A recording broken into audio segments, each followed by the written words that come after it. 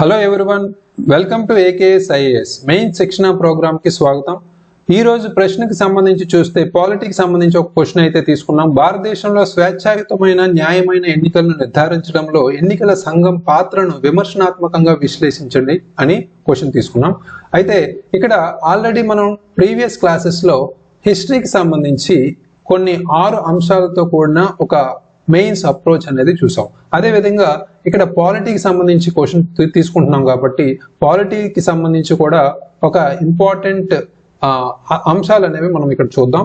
So అయితే ఇక్కడ పాలిటీలో ముఖ్యంగా రాజకీయ వ్యవస్థకు సంబంధించి మనం మాట్లాడుకుంటే ఎక్కువగా మనకి స్టాటిక్ అంశాలు అయితే అంటే బేసిక్స్ అనేవి ఇక్కడ ఎక్కువ ఉంటాయి. అంటే మోర్ స్టాటిక్ ఇన్ఫర్మేషన్ అనేది మనం రాయాల్సి ఉంటుంది. అదేవిధంగా లెస్ డైనమిక్ అంటే చేంజ్ అయ్యే అంశాలు అయితే మనకి మార్పు చెందే అంశాలు అయితే తక్కువ ఉంటాయి. అదేవిధంగా స్టాండర్డ్ అంశాలు, ఫర్ ఎగ్జాంపుల్ మనకి ప్రెసిడెంట్, కాన్స్టిట్యూషన్, అదేవిధంగా గవర్నర్ పాత్రకు సంబంధించి, దాంతోపాటు మనకున్న ఎన్నికల కమిషన్కి సంబంధించి ఎన్నికల సంఘం కావచ్చు, అదేవిధంగా దాంతోపాటు మనకున్న ఫైనాన్షియల్ కమిషన్ కావచ్చు, ఇలాంటివన్నీ మనకి స్టాటిక్, ఏమి మారవు. ప్రాథమిక హక్కులు కావచ్చు, ఆదేశిక సూత్రాలు కావచ్చు, ఇవన్నీ మనకి స్టాటిక్ అంశాలే. సో వాటితో పాటు మనకి లెస్ డైనమిక్ అంటే ఇక్కడ కరెంట్ అఫైర్స్ ని ఇంక్లూడ్ చేసుకోవాలి. అవేంటి, కొన్ని మనకున్న ఆల్రెడీ ఉన్న చట్టాలకు సంబంధించిన సవరణలు కావచ్చు, లేదా కొన్ని విధానాలు కావచ్చు, దాంతో పాటు పథకాలు కావచ్చు, వీటిని మనం ఇంక్లూడ్ చేసుకోవాల్సిన అవసరం అయితే ఉంది. సో వీటితో పాటు రికమెండేషన్స్ లాంటివి కూడా యాడ్ చేసుకోవాలి. సో ఈ పాలిటీకి సంబంధించి మనం మాట్లాడుకుంటే పాలిటీలో కొన్ని ముఖ్యమైన అంశాలు, అంటే ప్రీవియస్ గా మనం హిస్టరీ క్లాస్ వీడియోకి సంబంధించి చూసుకుంటే 6 అంశాలు చెప్పుకున్నాం. భౌగోళిక, రాజకీయ, అదేవిధంగా ఆర్థిక, సామాజిక. అలాగే ఇక్కడ పాలిటీకి సంబంధించి ఒక ఏదైనా క్వశ్చన్ ఇచ్చినప్పుడు అది ఏ క్వశ్చన్ అయినా కానీ, ఏ టాపిక్ అయినా కానీ ఇవి అయితే ఉండేటట్టు చూసుకోండి. ముందు మనకి చట్టాలకు సంబంధించి, అదేవిధంగా దానికి సంబంధించిన సవరణలు, అదేవిధంగా కొన్ని దానికి సంబంధించి మనకి మనం పర్టికులర్గా ఆర్టికల్స్ ఏవైతే ఉన్నాయో వాటిని కూడా మనం రాయాల్సి ఉంటుంది, రైట్, అధికారంలో. సో దాంతోపాటు మనకి స్కెడ్యూల్స్ లాంటివి ఉంటాయి. ఆ స్కెడ్యూల్స్ ఏవైతే ఉన్నాయో వాటిని కూడా మనం రాయాల్సి ఉంటుంది. అదేవిధంగా మనం కొన్ని రికమెండేషన్స్ అయితే ఉంటాయి, రైట్. ఆ రికమెండేషన్స్ అంటే నిపుణులకు సంబంధించి ఎక్స్పర్ట్స్ ఎవరైతే ఉన్నారో వాళ్ళ యొక్క రికమెండేషన్స్ అనేవి ఇక్కడ రాయాల్సి ఉంటుంది. ఆ రికమెండేషన్స్ మీద కూడా మనం ఫోకస్ చేయాలి. అదేవిధంగా కొన్ని ఎగ్జాంపుల్స్ ఏవైతే ఉన్నా రీసెంట్ కరెంట్ అఫైర్స్ కి సంబంధించి ఉదాహరణలు కూడా మనం ఇంక్లూడ్ చేసుకోవాలి. అదేవిధంగా మనకున్న రాజ్యాంగబద్ధ సంస్థలు ఏవైనా ఉంటే రాజ్యాంగబద్ధ సంస్థలకు సంబంధించి కూడా ఇక్కడ ముఖ్యంగా ఇంక్లూడ్ చేసుకోవాలి. దాంతోపాటు మనకున్న కొన్ని నివేదికలు, ఎక్కువగా పాలిటీలో మనకి నివేదికలకు సంబంధించి మనం చూస్తాం. సూచికలు కానీ, నివేదికలు కానీ, ఇలాంటి డేటా కూడా మనం ఇంక్లూడ్ చేయాల్సి ఉంటుంది. సో ఇలాంటి విషయాలన్నీ, అంశాలన్నీ మన పాలిటీలో మైండ్ లో పెట్టుకోవాలి. సో ఒక టాపిక్ ఇచ్చినప్పుడు దాన్ని ఎలా ఇంక్లూడ్ చేసుకోవాలనేది చూడాలి. అదేవిధంగా ఇక్కడ మనకి 3 స్టెప్స్ అంటే ఆన్సర్ రాసే ముందు 3 ఇంపార్టెంట్ స్టెప్స్ తీసుకోవాలనేది మనం ముందుగా చెప్పుకున్నాం. అదేంటి, ఫస్ట్ క్వశ్చన్ రీడింగ్, క్వశ్చన్ చదవాలి కూలంకుషంగా. సో ఇక్కడ భారతదేశంలో స్వేచ్ఛాయుతమైన న్యాయమైన ఎన్నికలను నిర్ధారించడంలో ఎన్నికల సంఘం పాత్రను విమర్శనాత్మకంగా విశ్లేషించండి అని ఇచ్చాడు. అంటే ఎన్ని పార్ట్స్ లో ఇచ్చాడు ఇక క్వశ్చన్, ఒకటే పార్ట్ కాబట్టి మనకి వరీస్ లేవు.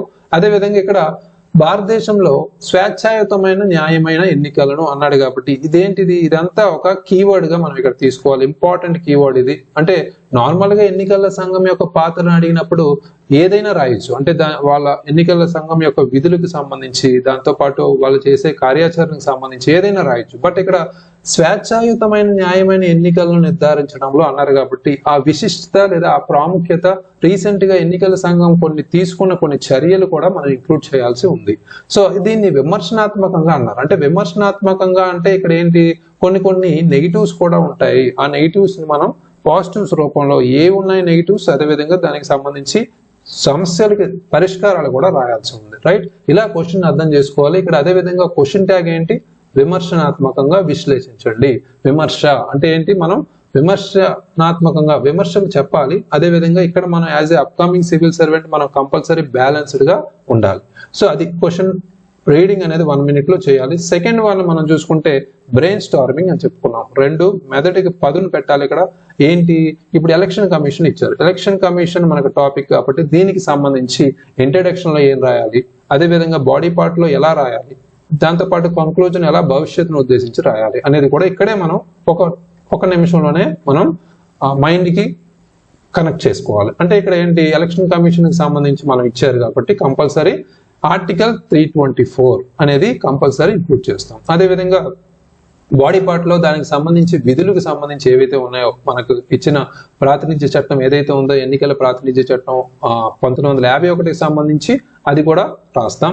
సో అదే విధంగా మనకున్న కొన్ని రీసెంట్ గా ఎన్నికల సంఘం తీసుకొచ్చిన కొన్ని చర్యలు కావచ్చు, కొన్ని ఇనిషియేటివ్స్, ప్రోగ్రామ్స్ లాంటివి కావచ్చు, వాటిని కూడా ఇంక్లూడ్ చేసుకోవచ్చు. ఇంకా సమస్యలు ఏవైతే ఉన్నాయో ఎలక్షన్ కమిషన్ సంబంధించి మనం ఎన్నికల ప్రవర్తన నియమావళి కావచ్చు, దాన్ని ప్రాపర్ గా అమలు చేయకపోవడం అనే సమస్య కావచ్చు. రీసెంట్ గా ఎలక్షన్ కమిషన్ కొన్ని సంస్కరణల నేపథ్యంలో కొన్ని జోక్యాలు, అంటే కొన్ని ఉదాహరణలుగా మనం ఈసీఐ కొన్ని ప్రాంతాలను జోక్యం చేసుకుంటుంది, కొన్ని ఏరియాస్ లో అసలు జోక్యం చేసుకోవట్లేదు. ఇది కూడా ఒక మన సమస్యగా రాయొచ్చు. సో ఇవన్నీ సమస్యలకు పరిష్కారాలు కూడా రాయాల్సి ఉంది. సంస్కరణలు ఏవైతే తీసుకురావాలో, అదేవిధంగా ఎన్నికల సంఘానికి ఒక ఇండిపెండెన్స్ అనేది కూడా ఎంతవరకు ఇవ్వాలి, ఆ పవర్స్ అనేవి ఎంతవరకు ఇవ్వాలి అనేది కూడా ఇక్కడ కనెక్ట్ చేయొచ్చు.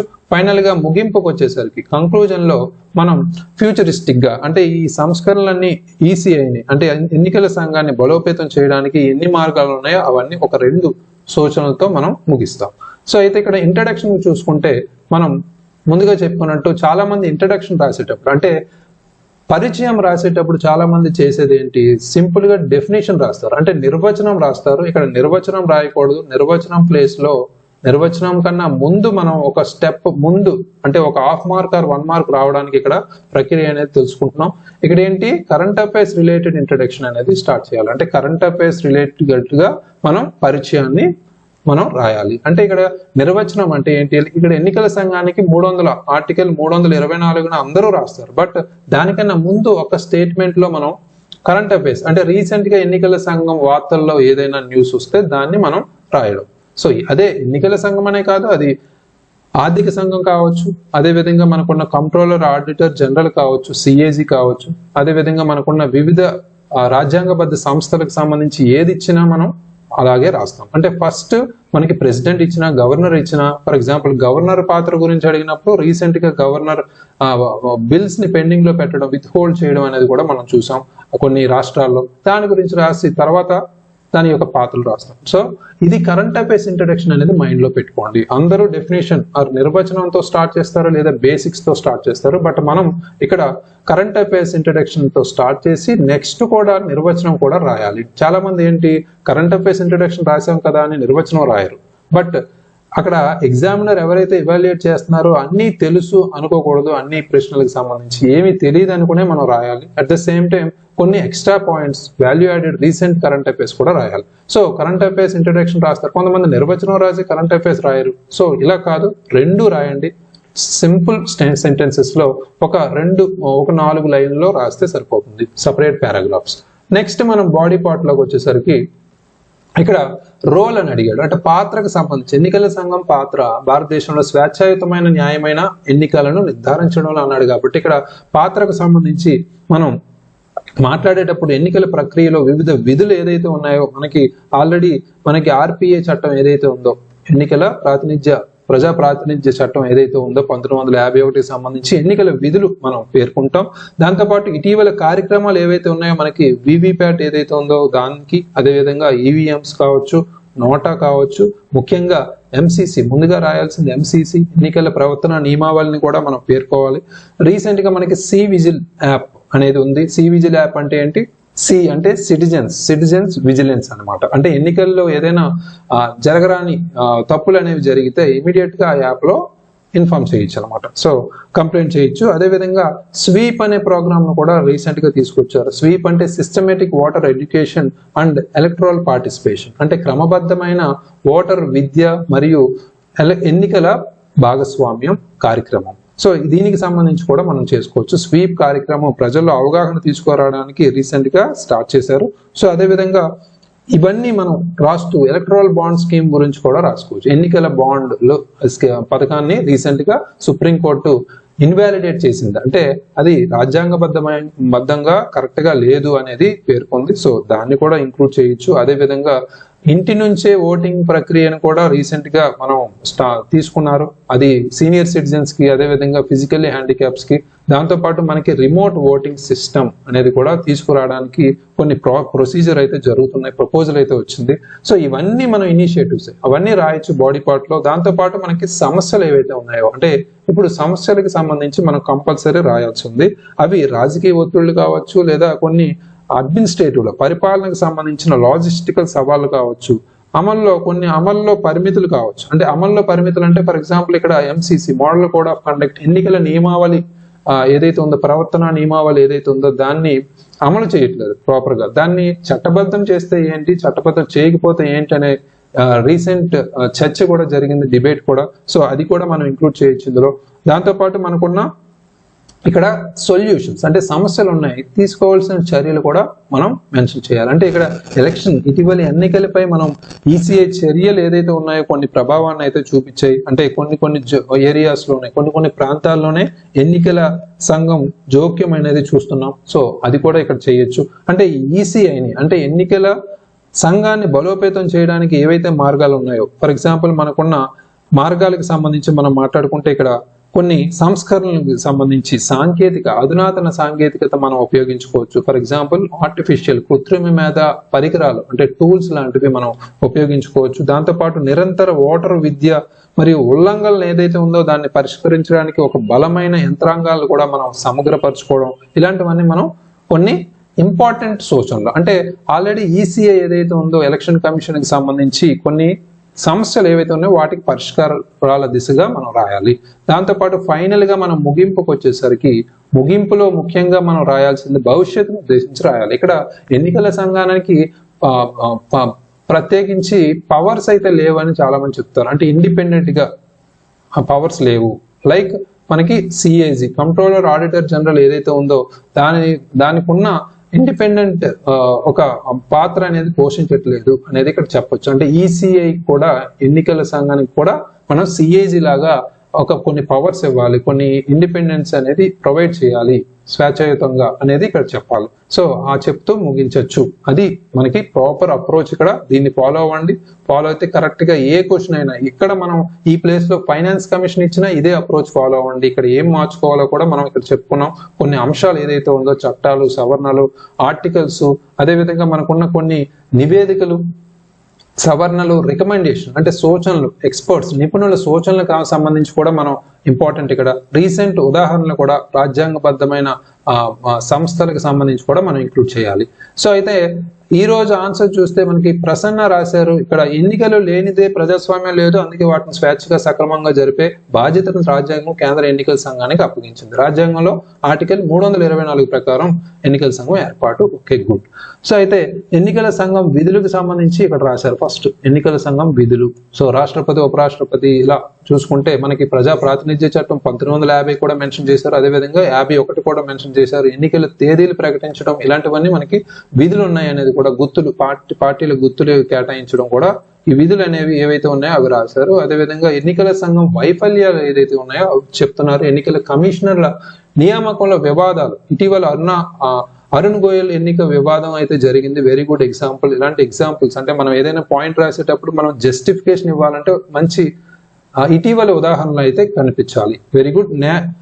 నేరగ్రస్త రాజకీయాలు అంటే క్రిమినలైజేషన్ ఆఫ్ పాలిటిక్స్ ని నివారించలేకపోవడం కూడా మనకి ఇక్కడ ప్రాబ్లమే. అంటే మనకి రీసెంట్ గా ఇక్కడ మనం చూసుకుంటే దీనికి కూడా ఎగ్జాంపుల్ రాయొచ్చు మీరు. ఏంటి? ఏడిఆర్ రిపోర్ట్, అంటే అసోసియేటివ్ ఫర్ డెమోక్రటిక్ రిఫార్మ్స్ 2023 అనేది చూసుకుంటే మనకి ఎంతమంది ఎంపీలు ఈ డిస్క్వాలిఫికేషన్ లో ఉన్నారు, అంటే క్రిమినలైజేషన్ ఆఫ్ పాలిటిక్స్ సంబంధించి ఈ డేటాని ఉపయోగించుకోవచ్చు. ఇలాంటి ఎగ్జాంపుల్ యూజ్ చేయండి.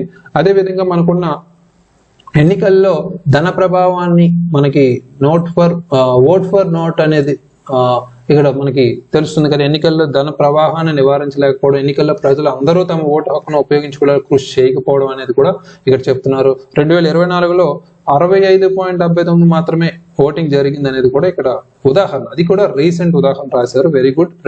మీరు 4 పాయింట్లు రాస్తే 2 ఉదాహరణ రాశారు. అన్ని పాయింట్లకి ఉదాహరణ రాయడానికి ట్రై చేయండి. ఇక్కడ ఎన్నికల్లో ధన ప్రవాహం అనేది ఒక ఎగ్జాంపుల్, 2-3 ఎగ్జాంపుల్ రాయొచ్చు. ఓటర్ జాబితా రూపకల్పనలో అవకతవకలు, రాజకీయ పార్టీలు ప్రకటించే మేనిఫెస్టోలపై ఒక విధానం అంటూ లేకపోవడం అనేది కూడా ఇక్కడ నియంత్రణ లేకపోవడం కూడా రాశారు. సో అదేవిధంగా సోషల్ మీడియా, ఎక్కువగా సోషల్ మీడియా అనేది ఇక్కడ మేజర్ గా మెన్షన్ చేయాల్సిన అంశమే. ఎందుకంటే దీన్ని కంట్రోల్ చేయడానికే మనం సూచనలో ఏం చెప్పాలి, దీనికి సంబంధించి ఆర్టిఫిషియల్ ఇంటెలిజెన్స్ టూల్స్ అంటే కృత్రిమ మేధ పరికరాలు ఏవైతే ఉన్నాయో దానికి సంబంధించి పద్ధతులు మనం ఇక్కడ ఫాలో అవ్వాలి అనేది ఇక్కడ రాస్తాం అనమాట. So very good. తీసుకోవాల్సిన చర్యలు, ఎన్నికల ఖర్చును ప్రభుత్వమే భరించే పద్ధతి ప్రవేశపెట్టడం, ఓటింగ్ నమోదు పెంచే కార్యక్రమాలను విస్తృతంగా నిర్వహించడం, ఉదాహరణ స్వీప్ వంటి కార్యక్రమాలు ఆల్రెడీ మనం డిస్కస్ చేసాం. స్వీప్, ఎన్నికల నియమావళి ఉల్లంఘన ఫిర్యాదులను ప్రజలు నిర్భయంగా తెలిపేలా సివిజిల్ కూడా మనకు ఉంది. Very good. తీసుకోవాల్సిన చర్యలు, ఆల్రెడీ మనకి సివిజిల్ యాప్ ఉంది, దాన్ని ప్రాపర్ గా అమలు చేయాలి. నిర్వహణ కార్యక్రమాలు అనేది ఆన్లైన్ ఓటింగ్ విధానాన్ని తీసుకొచ్చే సాంకేతిక విధానాన్ని అభివృద్ధి చేయాలి.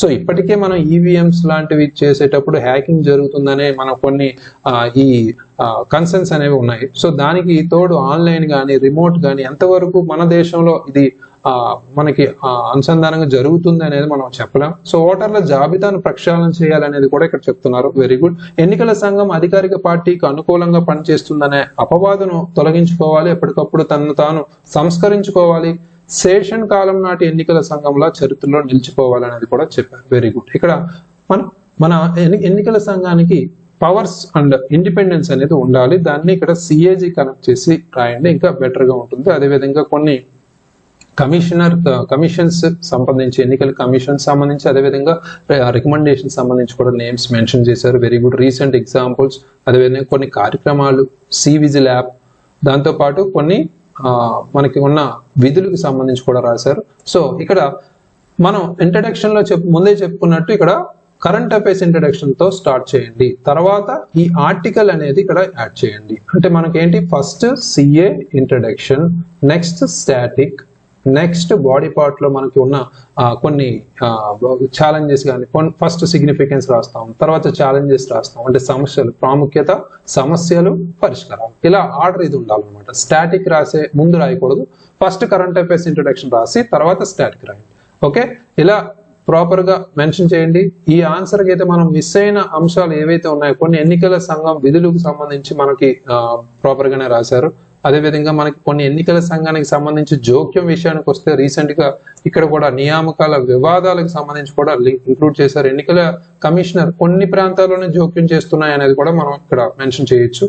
సో అన్ని అంశాలు బాగానే మెన్షన్ చేశారు. కొన్ని మనం యాడ్ చేసుకుంటే, అంటే ఈ అధునాతన సాంకేతిక పరిజ్ఞానం అనేది ఉపయోగించుకోవడానికి కూడా మనం ఇక్కడ మెన్షన్ చేయాలి. అదేవిధంగా ముఖ్యంగా ఇక్కడ మీరు మిస్ అయింది MCC, model code of conduct, ఎన్నికల ప్రవర్తన నియమావళికి సంబంధించి ఉల్లంఘనల ఫిర్యాదులను ప్రజలు నిర్భయంగా ఎన్నికల సంఘం తెలిపేలా కార్యక్రమాలు నిర్వహించాలని రాశారు. బట్ ఎన్నికల నియమావళి సంబంధించి, ప్రవర్తన నియమావళి ఏదైతే ఉందో దాన్ని అమలు ప్రక్రియకి సంబంధించి ఇక్కడ రాయాల్సి ఉంది. అమలుకి సంబంధించి మనం కొంతమంది చట్టబద్ధత కూడా కోరుతున్నారు. చట్టబద్ధత అవసరం లేదనే డిబేట్ కూడా జరుగుతుంది కాబట్టి అది కూడా మెన్షన్ చేయాలి.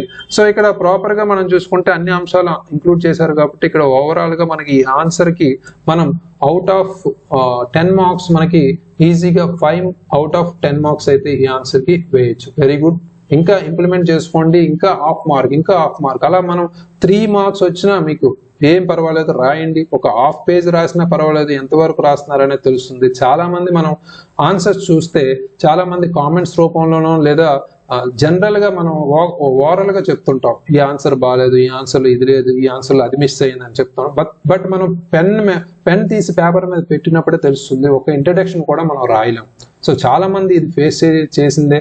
భయపడకండి, ఆన్సర్ రాయండి. ఒక హాఫ్ పార్ట్ రాసిన, ఒక పేజ్ లో సగం రాసినా నేను ఇవాల్యుయేట్ చేస్తాను, బట్ విత్ ఇన్ టైం రాయండి. మనకి ఏంటి టైము, విత్ ఇన్ టైం ఏంటి, 2 PM, డైలీ 2 PM లోపు మీకు 7 or 8 PM కి మనకి ఆన్సర్ వీడియో అనేది అప్లోడ్ చేస్తే 8 నుంచి మీకు 2 PM వరకు మీకు టైం ఉంటుంది. అదేవిధంగా ముందే మనకి ప్రీమియం అనేది కనిపిస్తుంది కాబట్టి ఆ డిస్క్రిప్షన్ లో కూడా క్వశ్చన్ డిస్ప్లే చేస్తున్నారు కాబట్టి మీరు 2 PM లోపు ఈజీగా సెండ్ చేయొచ్చు. ఓకే, అయితే మనకి టుమారోస్ క్వశ్చన్ కి సంబంధించి మనం చూసుకుంటే డే 4 కి సంబంధించి మనం ఇక్కడ పెరుగుతున్న భౌగోళిక రాజకీయ ఉద్రిక్తతల నేపథ్యంలో భారత విదేశాంగ విధాన ప్రాధాన్యతలను చర్చించండి అని తీసుకున్నాం. సబ్జెక్ట్ ఇక్కడ మనం మాట్లాడుకుంటే అంతర్జాతీయ సంబంధాలకు సంబంధించి మనం తీసుకున్నాం. ఆల్రెడీ మనం హిస్టరీ కావచ్చు, జోగ్రఫీ కావచ్చు, అదే విధంగా ఇప్పుడు పాలిటిక్స్ సంబంధించి చూసాం. దాంతోపాటు అంతర్జాతీయ సంబంధాలకు సంబంధించి వెరీ వెరీ ఇంపార్టెంట్ ప్రశ్న అయితే తీసుకుంటున్నాం. ఇక్కడ భౌగోళిక రాజకీయాల ఉద్రిక్తతల